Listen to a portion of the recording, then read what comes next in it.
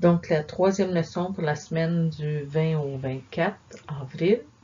Donc, probablement la leçon du vendredi 24 avril, si vous allez à tous les 2 jours. Si on commence, c'est la leçon sur déterminer l'équation à partir de la table de valeurs.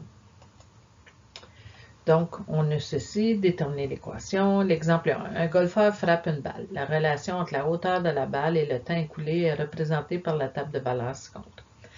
De quel type de fonction s'agit-il? Donc, puisqu'on a une table de valeurs, pour déterminer quel type de fonction il s'agit, on va faire les différences. Les premières n'étaient pas constantes, je continue. Les deuxièmes sont constantes, donc puisque les deuxièmes différences sont constantes, c'est une fonction du second degré. Puis puisque c'est une fonction du second degré, puis on me demande l'équation à B, j'ai écrit l'équation générale ici.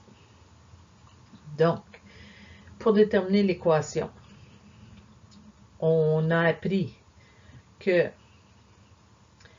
les deuxièmes différences vont me donner la valeur de A, mais il faut que je fasse que deuxième différence, qui est moins 10, c'est égal à 2 fois A. Okay? Puis, ici, le C, je vais vis-à-vis la variable indépendante 0, je vais trouver la valeur de C à côté. Ici, moi, je manque de place, je vais prendre un autre slide.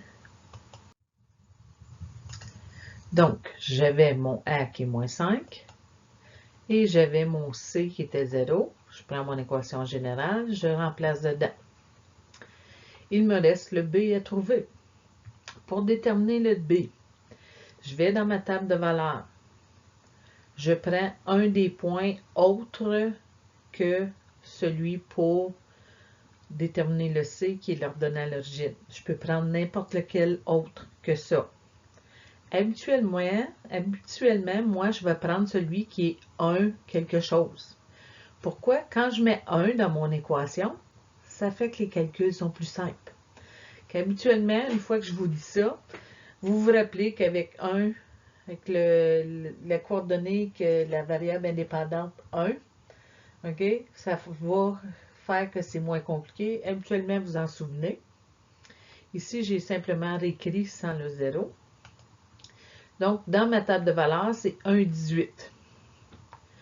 Le X, c'est 1. Le Y, c'est 18. Je remplace à la place du Y. Puis, il faut faire attention. Il y a 2 endroits qui ont un X. Je remplace. Je fais le calcul. Je vais trouver le B qui est 23. Maintenant, j'ai le A, le B et le C. Je peux écrire mon équation. Puisque le C est 0, je peux laisser faire de l'écrire au bout, lui. Deuxième exemple. Donc, déterminer l'équation. J'ai ma table de valeurs. Je sais que, une fois que je vais avoir fait les différences, probablement que ça va me donner une fonction du second degré. Si je fais les différences, ça me donne moins 4. Donc, je sais que le A il est moins 2. Parce que 2 fois A va me donner deuxième différence. Je peux aller dans ma table, déterminer mon C. Mon C va être moins 1. Je remplace ça dans mon équation générale. Une fois que j'ai ça, je prends une coordonnée. Habituellement, je vais prendre celui avec le 1 pour déterminer le B.